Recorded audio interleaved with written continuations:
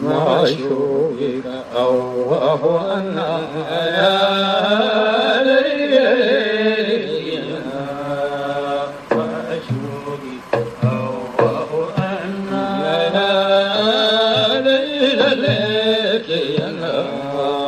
معشوقك أوه أنا يا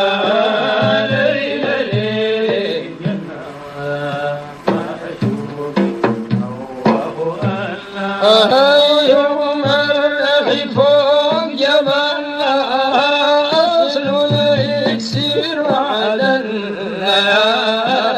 ليلك يا معشوقي وأنا يسير بالكوب والشلة كل الغشاء تهنى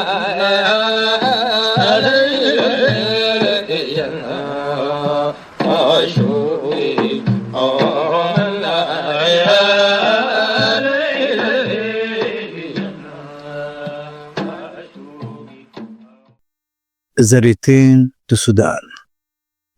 After he was authorized on 5 Turuq and granted the ijazah as well as of giving him the good tidings that at the age of 70 will read the good Qutbiyya, Ahmad al-Tayyib was ordered by his master Samman to return to Sudan so as to initiate followers and to make manifest the signs of the religion.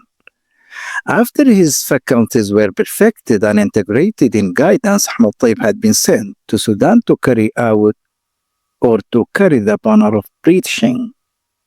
Following his descent with his friend and sincere brother Ahmad ibn al-Majzub al-Shazali, Ahmad al-Tayyib returned from Medina to Mecca, then to Jeddah, and finally to Sawakin.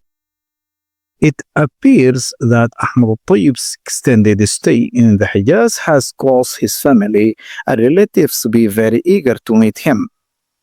He returned straight to his hometown of Marah to assume responsibility for the mosque, which was constructed by his grandfather Muhammad al-Surur.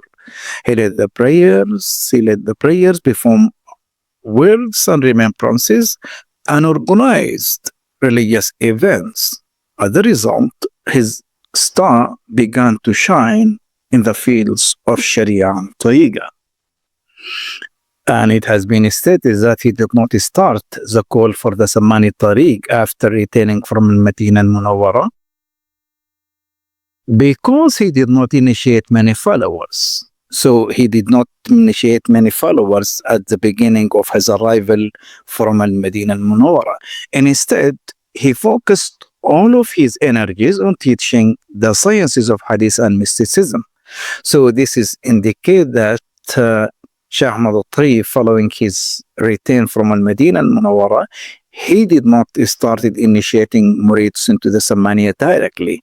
Rather, he went to give more concern and more care for the teaching of the Islamic sciences, mainly the Hadith and mysticism. Later on, he came to provide guidance and instruction and suluk to those who wish to belong to the Tariqah, which, as we have stated, is started or stand as one of the pillars of the wave of what is known as New Sufi movement that had been entered Sudan during the end of French Sultanate. Such a good starting that had been initiated by Sheikh Ahmad al-Tayyib allowed him to establish the foundation of the Sammani doctrine in Sudan.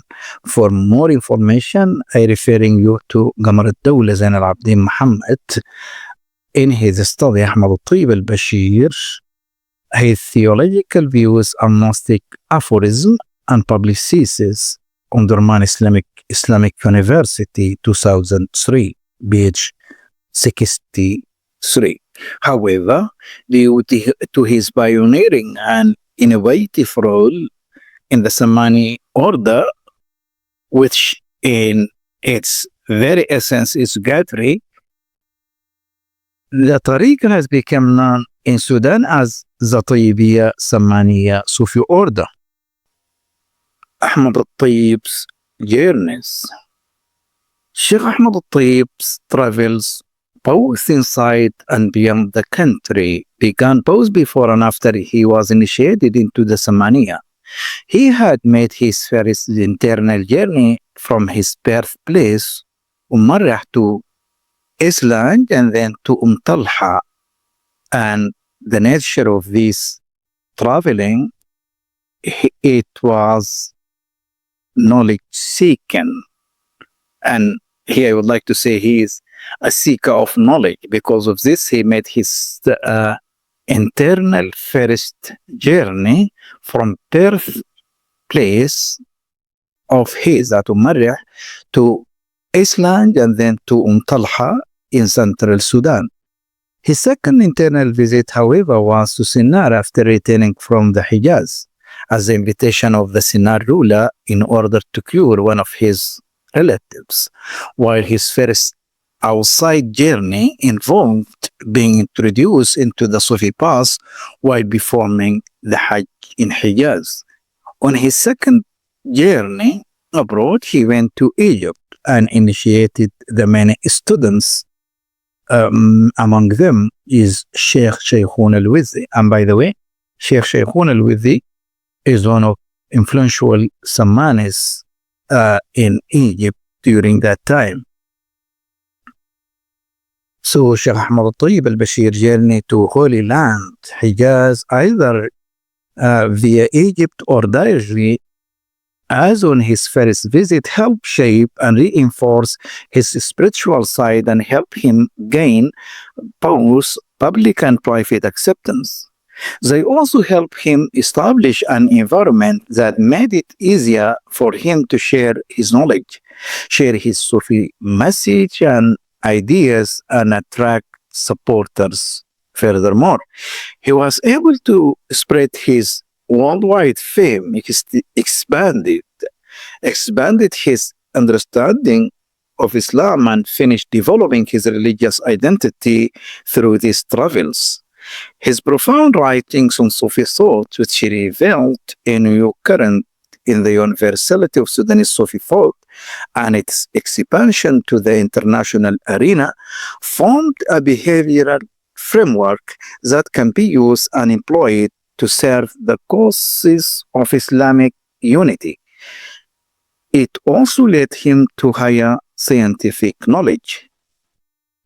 This Sudanese Sammani movement activity continued through his successor. I mean here, the initiative of traveling outside the country that has been taken by Sheikh Ahmad al-Tayyib came to continue after his passing away by his predecessors and successors after him, with this communication and openness as the case of Sheikh Gharibullah. Sheikh Gharibullah, by the way, has his frequent visitation outside the country. And in this regard, I would like to point out to his taken the guidance or taken the ijaza from Ad-Dirdir or from Abu Bakr al-Haddad, which indicate that the communication and the contact that already has been initiated by Sheikh Ahmad al-Tayyib came to continue after his passing away by his successors, by his grandsons, and among them, as I have stated, is the Sheikh Gharibullah Abu Saleh, the grandson of Sheikh Ahmad al-Tayyib al-Bashir. So in this concern, I would like to referring you to Abdurrahman Abu Khrais, Universality of the Sammaniya, published research paper in the Journal of Islam and Contemporary World Studies, January 2012, page 124. Back into Sheikh Ahmad al-Tayyib journey to Egypt, I would like to state this point, which already have been documented by Sheikh Abdul Mahmoud in his two important authoring book, that is Azahir al-Riyad في مناقب العارف بالله Sheikh Ahmad al-Tayyib al-Bashir, in addition to الكؤوس المترعة في مناغب الصادة الأربعة by the same Sheikh, I mean here Sheikh Abdul Mahmoud Sheikh Nur al-Daim. So he would like to quote from Sheikh Abdul Mahmoud and said, while in Egypt, in addition to his visitation to Suhaj and some other Egyptian places and towns, Sheikh Ahmad al-Tayyib made his visit to al-Azhar al-Sharif, where the scholars were there. So he came to exchange his Sheikh ideas with those scholars, and at the same time disseminating his knowledge about Islamic teachings and mainly Sufi thought. It is a remarkable journey to al-Azhar, and as it has been stated in Samani's literature, the debate and discussion has been taken place between Sheikh Ahmad al-Tayyib and the Azhar scholars in regarding and concerning many Islamic issues. The Samani poet Makawi Muhammad Bella was not far from recording Sheikh Ahmad al-Tayyib al-Bashir visit to Egypt and the openings and the miracles that had accompanied his visitation to that country. So just I would like to quote part of his poem, the famous ode يا ليلى ليل الجنة, when he said, جاء من طيبة ومنارة ثغميم دخل بإشارة، ذكر القلل بعبارة 10,000 سكارة، والعلماء اندهشوا حيارة. اتوجه مصر المعلومة، جاءت الثقات بعلومة، 40 عزومة اتجزوا ووفى لزومة، في مصر سوى بيانه وتوجه لسودان. Through his travels, Sheikh Ahmad al-Tayyib al-Bashir established deep and solid relations between Sudan and the Islamic world, as well as what is now known as the Hijaz and Egyptian influence on Islam in Sudan. It focused his visit or journeys outside the country focused on the idea of cultural and civilizational exchange within the context of Islam between Egypt and Sudan, as well as between the Arabian Peninsula and the Nile Valley, Sudan. The Samani order continued to reaffirm the importance of communication through its youth, who were followers of Ahmad al-Tayyib and who in turn played significant role in the intellectual, religious, and educational life of the Sudanese.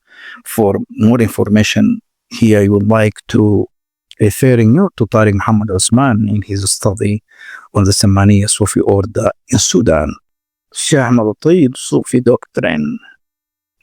Sheikh Ahmad al-Tayyib Sufi Doctrine, and its very essence, is abiding with the teaching of the Holy Quran, the prophetic Sunnah and Sharia, and his doctrine is based on learning the science. And here I would like to point out and referring you to his notable authoring الحكم الطيبية, known as النفس الرحماني في الطور الإنساني وشرحه الجوهر الفريد في علم الوحدة والتوحيد.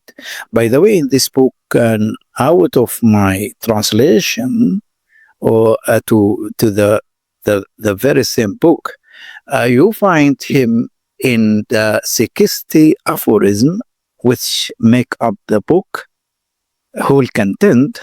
Sheikh Ahmad al-Tayyib in a separate aphorism dedicated his speech to the abiding with Sharia.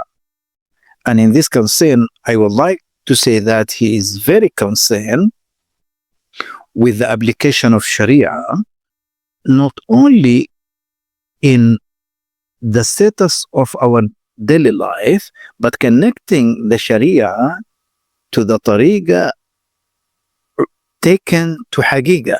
So Sheikh Ahmad was very concerned with the application of Sharia, and even his predecessor, I mean here, the successors and the murids of the Tariqa, more specifically, the shuyukh of the Tariqa, the poets, the writers of the Tariqa, have went on to re-emphasize what already have been stated by the two founders, that As-Saman and Sheikh Ahmad al-Tayyib, mainly on the area of abiding with Sharia.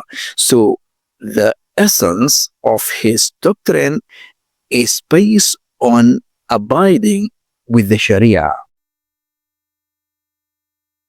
So Sheikh Ahmad al-Tayyib was known to be forgiving even of his enemies, and this is part of his Sufi doctrine. By the way, he is very tolerated to his enemies, and it didn't concern him that he was calling on his rivals. He also avoided praising the obedient in obedience, so as not to arouse jealousy, and did not degrade, slander the disobedient until he fled.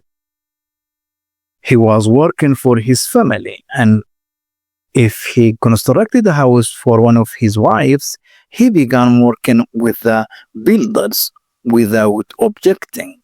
He also used to say, "Who did not have work with his hand did not have luck in manhood." The speech and the coverage on the story life of Sheikh Ahmad al-Tayyib al-Bashir and his teachings and students will continue on our coming episodes.